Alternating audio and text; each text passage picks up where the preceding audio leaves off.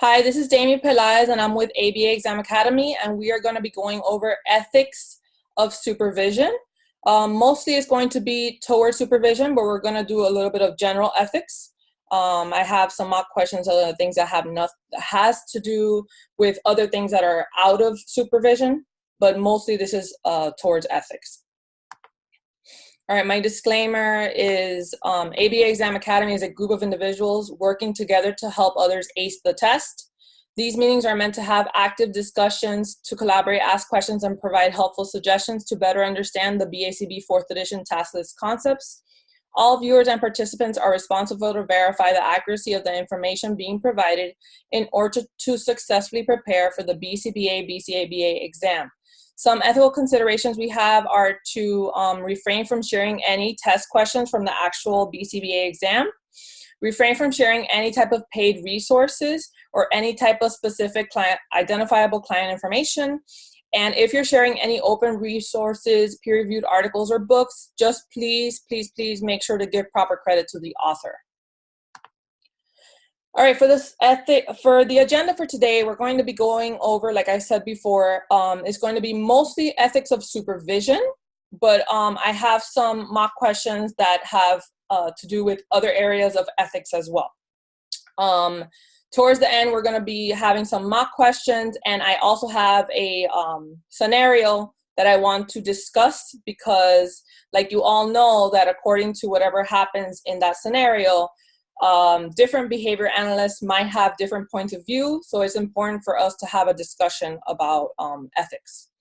And then at the end, if you guys have any questions, concerns, or anything that you guys want to talk about, we can do that at the end. My basic reference has been the 2nd edition Applied Behavior Analysis by Cooper. This is, like everyone knows, they call it the White Bible. This is basically, I know it's a difficult read, but it definitely does have all the information that the actual BCBA exam uses for the actual exam. So it is a very reliable source. All right, so with that, we're going to start into a little bit of a review. This is very basic information, but it's just to discuss a little bit. So my first question is, when is a BCBA able to release confidential information about a client without gathering consent? Does anyone know? This is CPPS. The acronym is like consultation. Mm-hmm. The other one is for payment. And the additional services, and one more. Like by the law, when the law. Right. So this question is asking about specific for releasing information. Like if you're, like you were saying, by the law, if you're asked by the law, what else? Like additional consultation is one of them.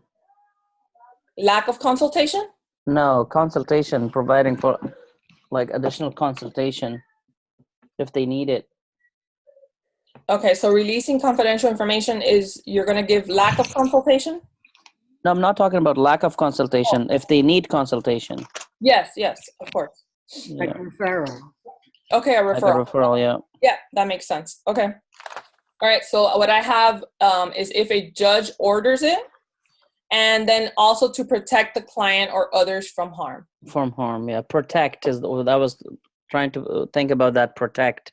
Okay, yeah. That makes sense. Thank you, Martin. You're welcome. All right, the next question is, how long does confidential documentation need to be maintained? For 7 years. 7 years. Or depending on the local or the law. Well, the minimum is 7 years. So I didn't write minimum here, but the minimum is 7 years or more, but minimum is 7 years. All right, so who can be considered supervised stakeholders? Anyone? Go ahead. Just give me examples. Parents. Client. I'm sorry? Parents. The client. The client, okay. Parents. Parents. Guardian. Yep. You guys got them. All right, so parents, teachers, caregivers, RBT therapists, anyone that we are going to go in and supervise them and see and observe or provide training if we need to. Sometimes even speech therapists, OTs, PTs, they might need, depending on the client, sometimes they might have behaviors during their session that's impeding on their learning for whatever therapy they're having. So if it's a speech therapist and it's a 1 hour session and they're only really having a good 10 minutes of speech, then we need to help them with whatever behavior and help teach them how to deal with it so that they can learn from whatever they were teaching them. Okay, so what should you give your staff to better implement the intervention? Training. Training. The required tools that they need to. Tools, training, that's good. I have one more, but it's very general, so you might. Feedback. What is it? Feedback. Yes, that was great. Yeah. So support, but it's basically feedback.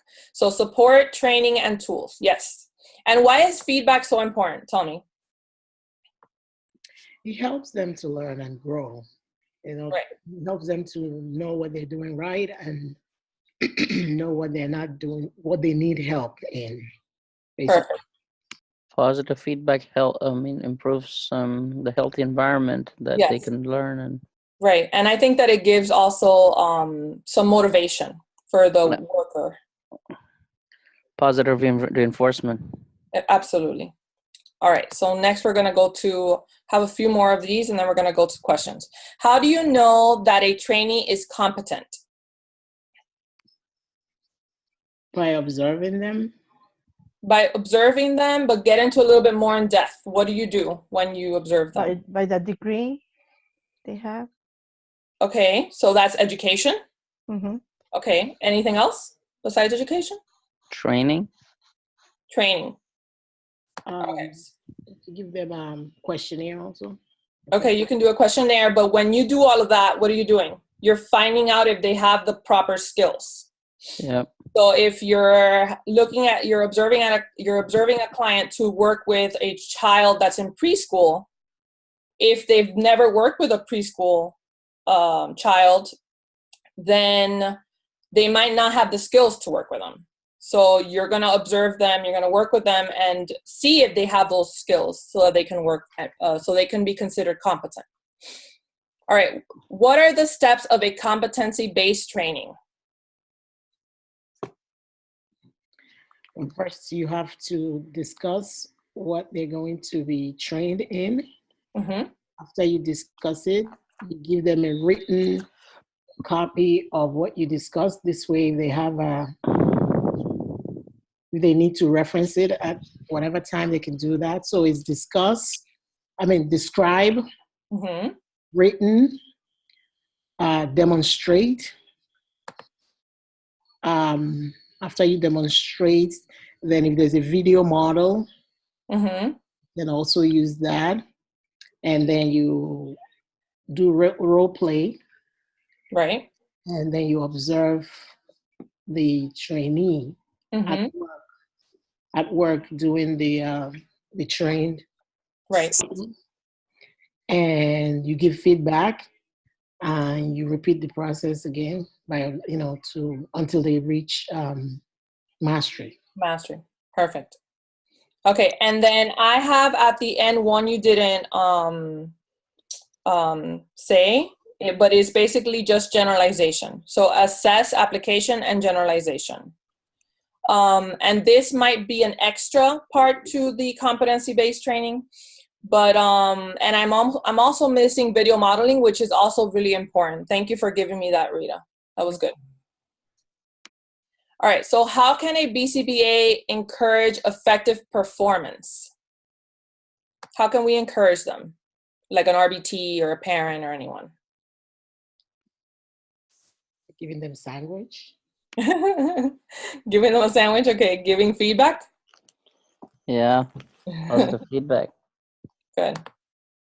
Okay, so I have here providing immediate positive reinforcement, which is praise, like you guys said, the sandwich, giving feedback, and then promoting self-monitoring and self-management.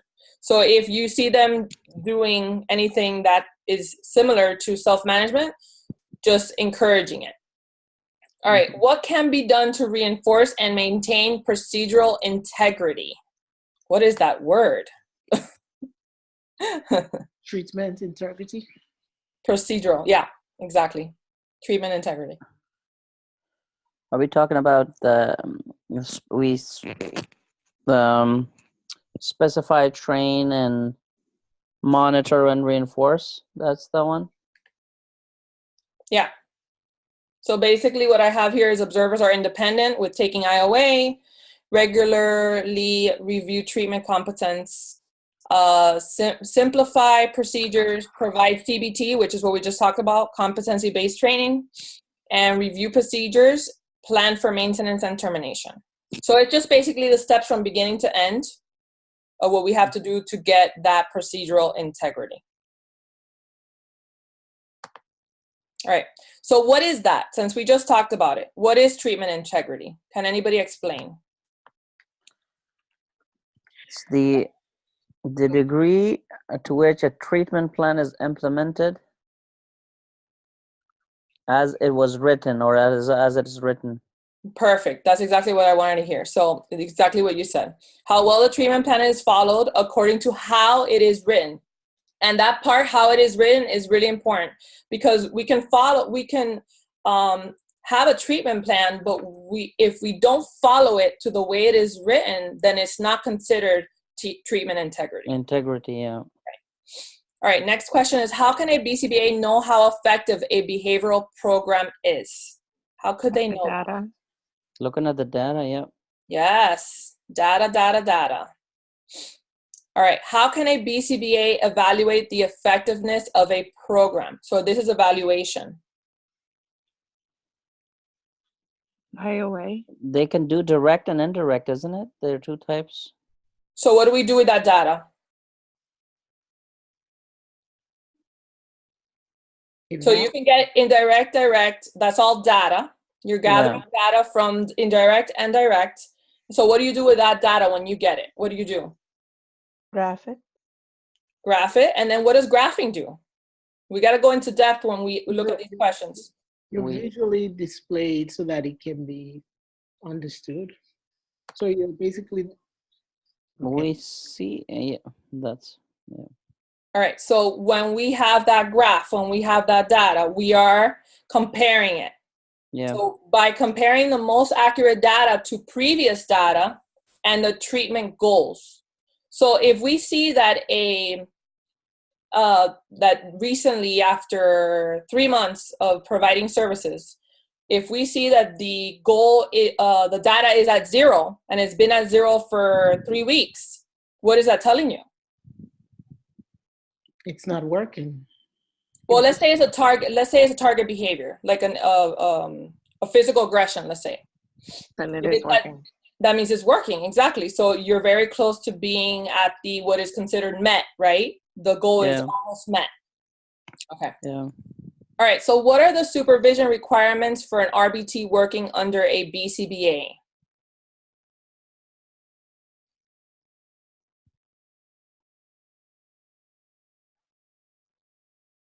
Does anyone know? For the RBT? Mm-hmm. Direct. To what?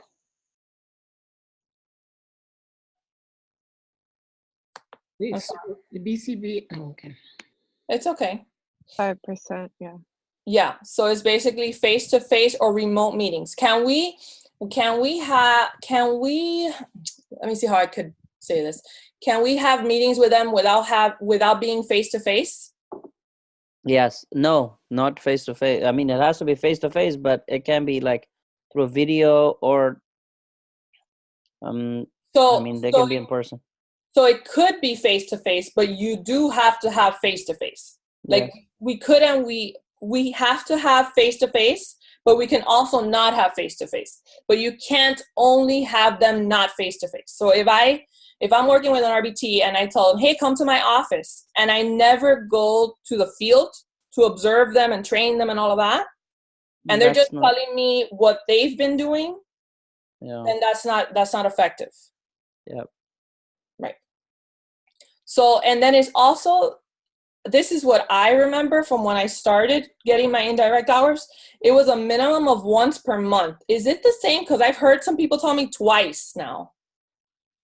It depends on the company, I think, but it's still once per month. Yeah. Once per month. Okay. And then I know the 5%, that's definitely still going. That is, yes. Right. So it's 5% of ABA service time. And then, like you guys said, depending on the company, sometimes it's twice per month. Sometimes it's a minimum of once per month. Okay. Then we have problems with staff performance are usually due to what? We talked about this before, but I just want to review. Keep reviewing. Lack of training. Absence. Absenteeism. Or... So lack of training. That's one. I have two.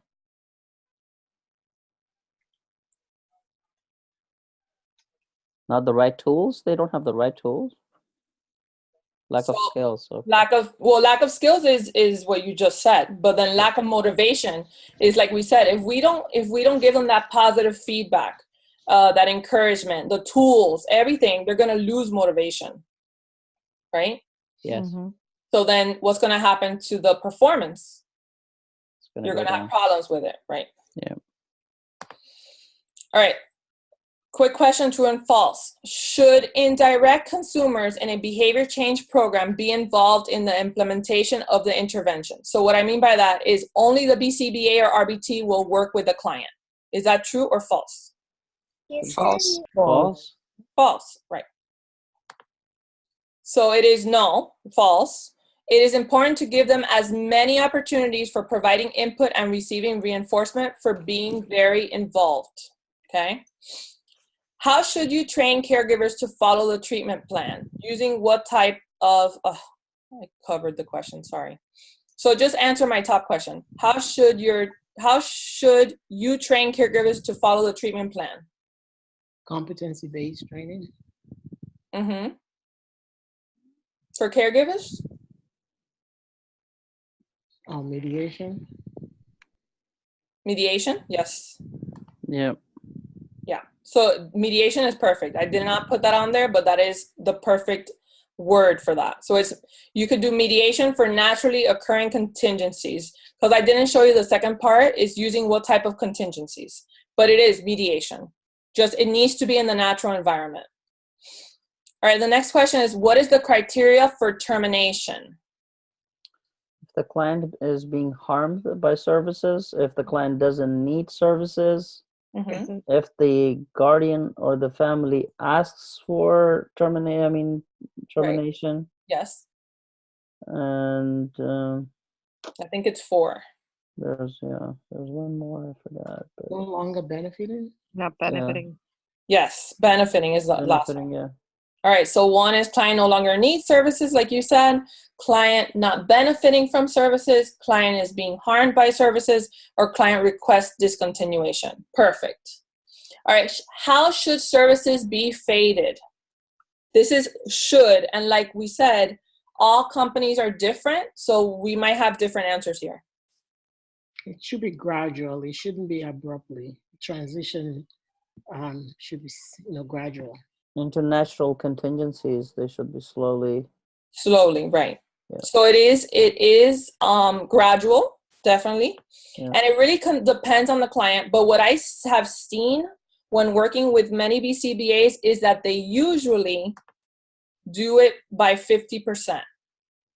Okay, so when they first, what they do is start fading the RBT, then they fade the BCABA, and then they leave the BCBA for last. And then all of that is faded by 50%, 50%, 50%, 50% until you get to 0. Yep. But it really depends on the client, because if a client doesn't do well with 50%, you might have to do less. All right, so next question is, how do you know service is no longer required in the behavior plan?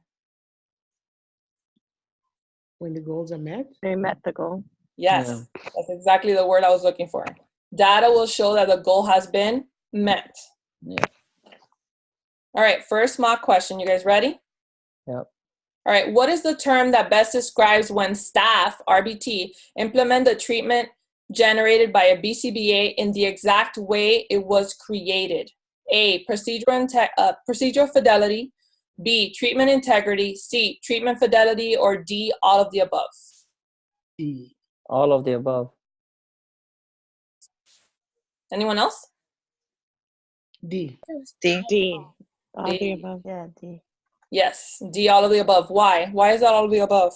This is our favorite AKAs. Yes. Queen of AKs.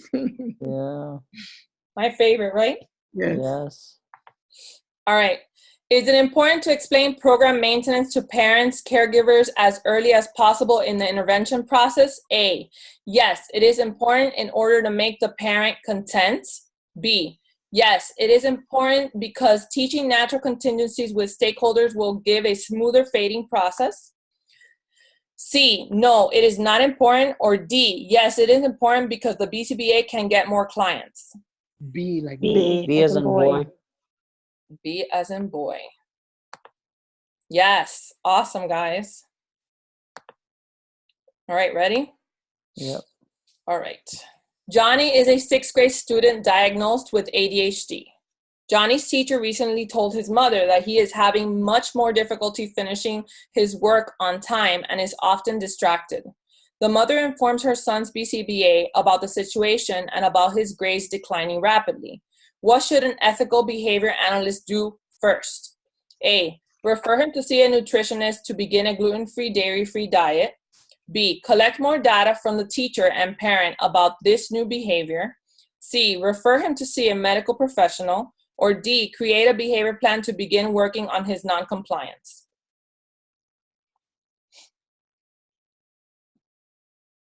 C. C. B as in boy and C as in cat? Yep. Okay. Anyone else?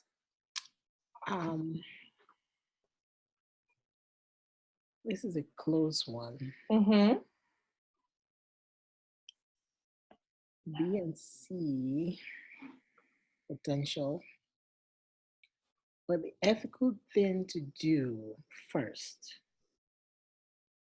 you want to refer to rule out medical. Is this, it doesn't say though that it's a new behavior. Read it Well, again. it says that his grades are Those are declining 6 grades. rapidly. Yes. These are And he's 6 grades. not, he's having difficulty finishing his work on time and is often distracted. Much more difficulty. I So would he just got diagnosed? That's what I Doesn't say. It says he's diagnosed, and it says his teacher recently told his mother. want to go for. but So it's I having would- much more difficult finish. I would get with B because he is just diagnosed with ADHD and It doesn't say he was just diagnosed. Yeah, it doesn't say just diagnosed. Mhm. I would go for parsimony here to rule out the simple. yeah, that Yeah. should be. So what do you think it is? E. B as in boy, Like Charlie. C as in cat. Okay, Yeah. you're right. It is referring to see a medical professional because of it being recently, the teacher recently told the Yeah. mother. So this is probably something that is occurring in the school, something new. Something new, yeah. And it also doesn't say that he was just diagnosed. Yeah. It just says he is diagnosed. He is diagnosed, yeah. Right.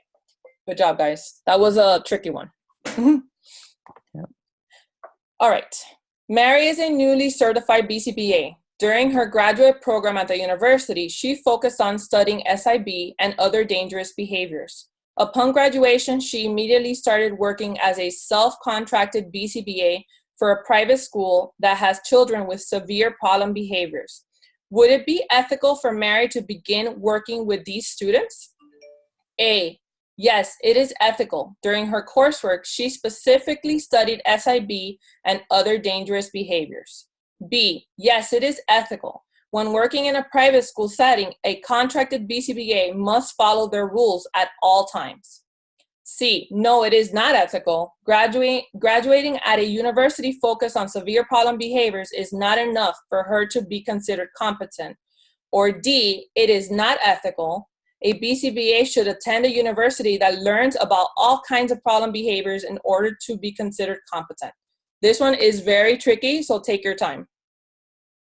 So I would remove D as in dog. Mm-hmm. I would remove that one first. For sure. So what are you guys thinking? Let's talk out loud. What are you guys thinking about this? What do you need to do in order to work with kids with severe problem behaviors? You have to have somebody that has the experience. If you're taking this, then you have to have supervision by somebody that's trained in this field. That's all right. And does it say anything about her having supervision? No, but you can also get the knowledge, right? She's certified. She's not certified. Huh? She's a BCBA, but it says there that she went to the university. She's newly certified. Yes. So academically, educational, and experience, she has that, what it takes. Do you think so? I think she has not worked with, as it says, she does not work with children with this type of problem behavior. So she has not worked. It doesn't say anywhere on there that she worked with. So I was looking for C, the answer C for this one, but my thing is you have to start somewhere. So when you graduate and you go in. But if the answers would have said that yes, she can have it, but she needs to have supervisions by somebody competent in the field, I think that would have been the right choice. Right. Yeah. Okay, so tell me what you guys are all thinking. What are the answers? So Martin, you said C. Yeah. Who else? C. C. Anyone else? You guys can go against each other. It's okay. Yeah, I don't know. I think it's C too. C? Mm-hmm. Just because, I mean, you can have that knowledge, you can have all the education. It's not ethical to start working, but I mean, as soon as you start working in any company, I believe you're gonna get any supervision. Okay, so I'm gonna give you guys the answer, and then we're gonna figure out why it's that answer. Okay? A. I don't know, because she has the. I'm still thinking that she has what it takes. I think it's A. Yeah, me too. So you think it's A, and then we have some people think it's C. So we have it's like 2 against 3. Okay. The answer is C. Okay. The reason it is C is because this is severe problem behavior. Okay. If it was something else, we need to give her the opportunity, like you guys said. But since it is SIB and she's never worked in the field, it only says here that she learned about this in the university. Okay? Nowhere on here does it say that she has had previous experience working with children with SIB. It just says that she learned about it in the university. Okay? Do you guys understand? Because on C it says graduating at a university focused on severe problem behavior is not enough for her to be considered competent. Only because it is severe problem behavior, like SIB. Trisha and Rita, do you understand or no? Yeah, I understand. I see it. Yeah, I guess I do, but but maybe. Yeah. It's tricky. It is because when you go to university, they're giving. I just feel like if you're doing grad school, right, or graduate program, you normally you're working, and especially if you're studying only, I mean, I don't know, I figured when you graduate, you have to have the hours, right, in order to be that's what I'm BCBA, and she only studied SIB and other dangerous behaviors. So, I mean, I know it doesn't say it directly in there, but that's kind of where I went with this, right? You're in graduate school, we all had to go and get hours. So you're doing direct and indirect. I'm assuming you're doing direct with what you're studying. Right. But you're doing indirect and indirect, but you don't know where she's doing it. You don't know if she's doing it with kids that don't have SIB. You don't know if she's doing it with kids that are with adults. You don't know that. So that the information that's on the question, remember that we can't overanalyze. we got to look at what's on the question. It doesn't say anything about her having previous experience with kids that have SIB or kids that have some type of severe problem behavior. We can't assume it happened. So no, I get it. I'm just saying that's where my I get it. was going here because. And let me tell you, when I made this question, I went over it with a few people that I have made mock questions with. And I was like, how can I make it super tricky? Because I know, we all know that the exam is super tricky. So I was like, I need to try to make this as real as possible. So then, I'm sorry. Go ahead, Rita. Can you go back? Yep. So if the scenario had mentioned that she worked with children, with SIBs in the past, and now she's newly certified. Yes, that would have been A. Okay. And also, if the scenario had said something about, like as it is, however, it included that she will seek consultation with someone with experience or something. Yes, that would also be correct. Right. It would also be A. Right. As long as she has constant supervision, then yes, she can work there.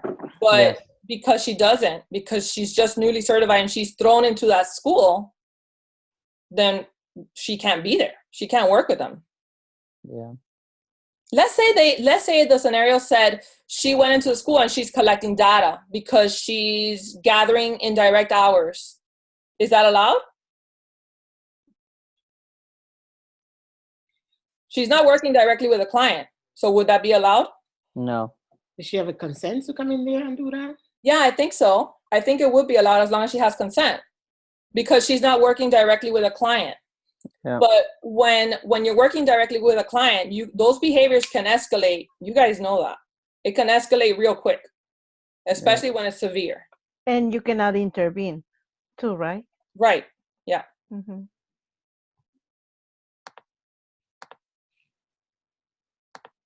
All right, so we're going to do the discussion question, and this is my last.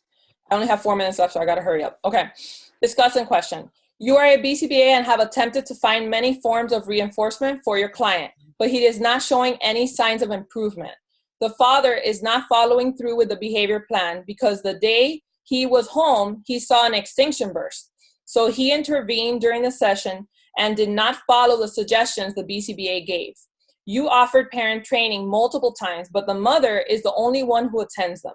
You explained to both parents the services will be terminated because it is causing harm and is not showing any effectiveness. The mother refuses discontinuation of services and tells you, the BCBA, that she will convince the father to keep services going. As an ethical behavior analyst, what should you do? Let's go, talk. Well, that's the first step, that if its services is causing harm, that's the first criteria to discontinue services. Right. But we're already doing that. So if the mom tells you, I don't want to discontinue services, but the dad wants to, the dad's okay with it, what should you do? Rita, Trisha? It's a conflict between the It is, but you know what? It's an everyday conflict. Yeah. This is the story of my life. Yes. Therapy. Yep, exactly. So we have those back and forths, which are very tough. And a lot of moms saying, no, please don't go. The dads, I don't want them here. So what would you do? I think, I don't know if this is the right thing, but for me, I would attempt to show the father, the data that I've been working on. And if there's progress based on the data, then I would try to talk to the father to the benefit. Father's getting. Probably, like videotape the child when he's working, when he's in less than a minute. Go ahead, keep going. Yeah, when videotape the child when the child is working with you, right? Then you can show the make sure you have consent. Yes, but that was really good. I like that you said videotape them when they're doing good. And how about building rapport with the father? Yeah. I think that's a good thing to, because our ultimate goal is the client's welfare. Right. So And if you build if we rapport, convince, we talk and create a good rapport with the father, I think ultimately that's going to be for the benefit of the client. the benefit of the client. That was perfect. All right, guys, thank you so much. You guys did awesome. If you guys need tutoring, you guys know where to go. But you guys did great, and the discussion was awesome. You guys hit the main points, which was building rapport and you know, showing the video of when they did have great days. So you guys did great. Thank you so much for participating. Thank you. Bye. Thank you, Good night. Daymi. Good night. Bye. Bye.